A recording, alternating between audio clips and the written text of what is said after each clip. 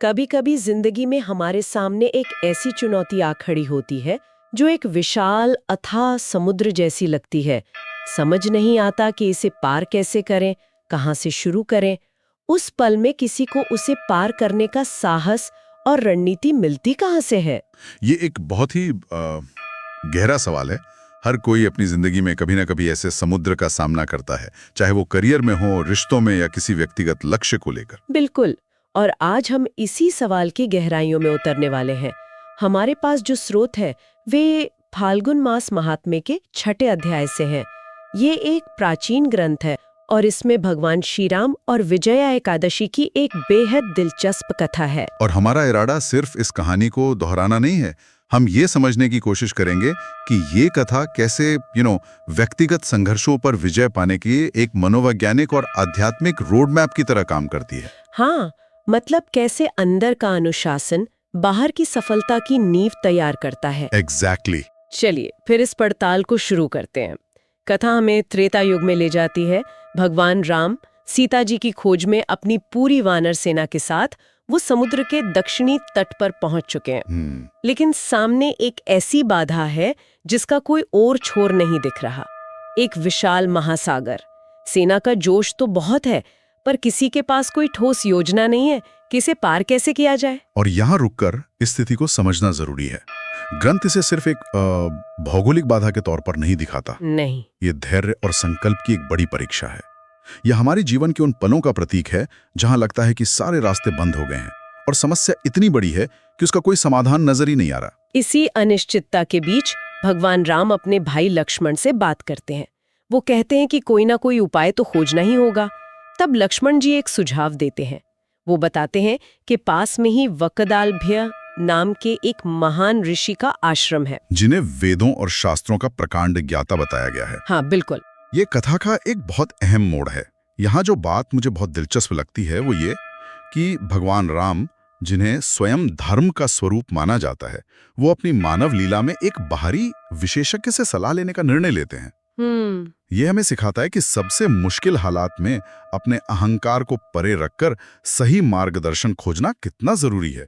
ये समस्या को हल करने का, कह सकते हैं कि पहला और सबसे महत्वपूर्ण कदम है। यानी सबसे शक्तिशाली व्यक्ति भी सही सलाह के महत्व को समझता है। तो भगवान राम अपने साथियों के साथ ऋषि के आश्रम पहुंचते हैं। ऋषि उनका सम्मान के साथ स्वागत करते हैं और उनके आने का कारण पूछते हैं। भगवान राम बहुत विनम्रता से अपनी पूरी स्थिति उनके सामने रखते हैं। और यहाँ ऋषि का जवाब देखिए, वो कमाल का है। वो कोई सैन्य रणनीति या कोई भौतिक उपाय नहीं बताते। राइट। वो ये नहीं कहते कि नाव बनाओ या कोई और तरीका खोजो। इसके बजाय वो एक पूरी तरह से अलग दिशा दिखाते हैं, एक आध्यात्मिक साधना का मार्ग। और वो साधना है विजया एकादशी का व्रत। ये थोड़ा हैरान करने वाला है। मतलब इतनी बड़ी सैन्य चुनौती का समाधान एक व्रत है। ये कैसे काम कर सकता है? आपका सवाल बिल्कुल सही है और यही इस कथा का सार है। ऋषि समझाते हैं कि ये व्रत केवल भूखे रहने की क्रिया नहीं है। ये मन, वाणी और कर्म को साधने की एक गहन प्रक्रिया है। अच्छा। ये बाहरी दुनिया पर विजय पाने से पहले अपनी भीतरी दुनिया को व्यवस्थित करने का विज्ञान है। तो इसकी विधि क्या बताई रही है? क्या ये बहुत जटिल है? विधि बहुत व्यवस्थित है। ऋषि बताते हैं कि इसकी तैयारी दशमी तिथि यानी एक दिन पहले से ही शुरू हो जाती है। उस दिन से ही संयम का पालन करना होता है। एक दिन पहले से ही? हाँ। फिर एकादशी के दिन एक पवित्र स्थान पर 7 तरह के धान्यों का एक ढेर बनाया जाता है। 7 तरह के धान्य? इसमें भी जरूर कोई गहरा प्रतीक होगा, है ना? बिल्कुल। ये संपन्नता और सृष्टि की विविधता का प्रतीक है। उस ढेर पर एक पवित्र कलश रखा जाता है जिसमें जल भरा होता है और उसके ऊपर भगवान विष्णु का स्वर्ण प्रतीक स्थापित किया जाता है। और फिर सुबह स्नान करके धूप, दीप, फूल और नैवेद्य से भगवान नारायण की पूजा की जाती है। दिन भर उपवास और रात भर भजन कीर्तन के साथ जागरण। इन सब अनुष्ठानों का मनोवैज्ञानिक असर क्या होता होगा? क्योंकि ये सिर्फ एक पूजा तो नहीं लग रही। आप बिल्कुल सही जगह पहुंची हैं। जब कोई व्यक्ति इतने समर्पण और अनुशासन के साथ इस प्रक्रिया से गुजरता है तो उसका ध्यान धीरे धीरे समस्या की विशालता से हटकर अपनी आंतरिक शक्ति पर केंद्रित होने लगता है। उपवास इंद्रियों को साधता है, पूजा मन को एकाग्र करती है और रात का जागरण वो संकल्प को मजबूत करता है। ग्रंथ में कहा गया है कि इस साधना से एक अद्भुत आत्मबल पैदा होता है जो मन के सारे डर और शक को मिटा देता है। और सबसे दिलचस्प बात यह है कि ये साधना सिर्फ भगवान राम ने अकेले नहीं की, उनके साथ पूरी वानर सेना ने भी इसे पूरी श्रद्धा से किया। और अगर हम इसे आज के नजरिए से देखें तो ये एक असाधारण टीम बिल्डिंग और लीडरशिप का उदाहरण है। सोचिए, जब एक लीडर अपनी पूरी टीम को एक ही आध्यात्मिक और मानसिक धरातल पर ले आता है तो क्या होता है? उनमें एक गजब की एकता और आपसी भरोसा पैदा हो जाता होगा। सबका लक्ष्य और प्रक्रिया एक हो जाती है। ठीक यही बात। ये सिर्फ एक धार्मिक अनुष्ठान नहीं रहता, बल्कि एक सामूहिक संकल्प बन जाता है। व्यक्तिगत डर वो सामूहिक विश्वास में बदल जाता है। ये एक मनोवैज्ञानिक रणनीति थी जिससे पूरी सेना को भावनात्मक और मानसिक रूप से उस असंभव काम के लिए तैयार किया गया। तो इस सामूहिक संकल्प और साधना का नतीजा क्या निकला? कहानी हमें बताती है कि इसका असर कल्पना से भी ज्यादा गहरा था। बिल्कुल। भगवान कृष्ण युधिष्ठिर को ये कथा सुनाते हुए कहते हैं कि इस व्रत के प्रभाव से भगवान राम को समुद्र पार करने का मार्ग मिल गया। वाह! वानर सेना की मदद से सेतु का निर्माण संभव हुआ और अंत में रावण पर यानी अधर्म पर धर्म की विजय हुई। यहाँ विजय का मतलब सिर्फ एक युद्ध जीतना नहीं है ना? नहीं, बिल्कुल नहीं। ग्रंथ साफ कहता है कि ये केवल एक सैन्य विजय नहीं थी। ये धर्म की, धैर्य की और सबसे बढ़कर संयम की विजय थी। ये उसी विचार को मजबूती देता है जिस पर हमने शुरू में बात की थी कि असली जीत पहले भीतर होती है, फिर बाहर की दुनिया में दिखाई देती है।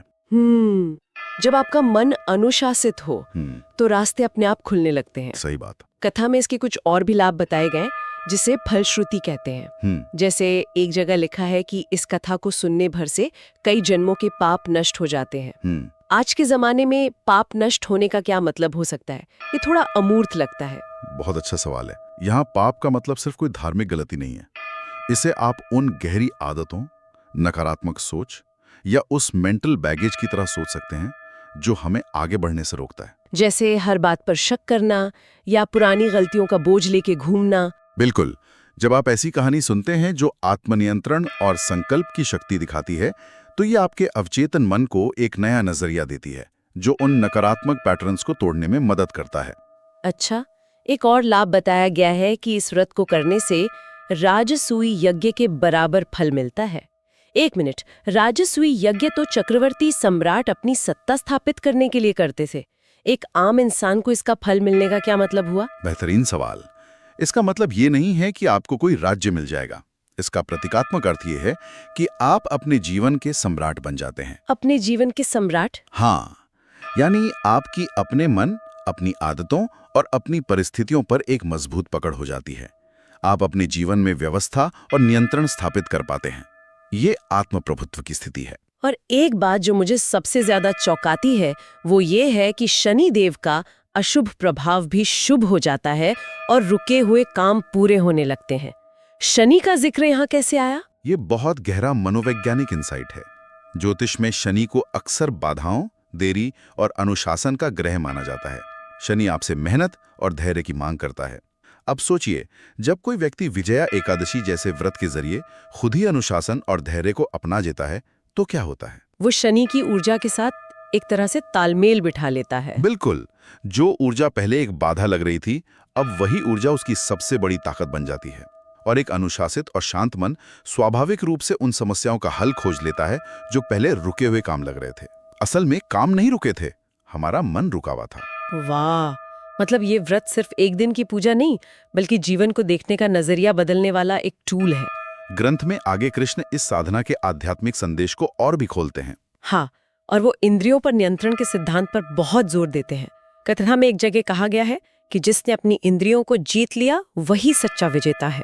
क्रोध, लोभ, मोह और अहंकार इन्हें इंसान का सबसे बड़ा दुश्मन बताया गया है। विजय एकादशी इन भीतरी दुश्मनों पर जीत हासिल करने का एक प्रैक्टिकल तरीका है। ये कैसे काम करता है?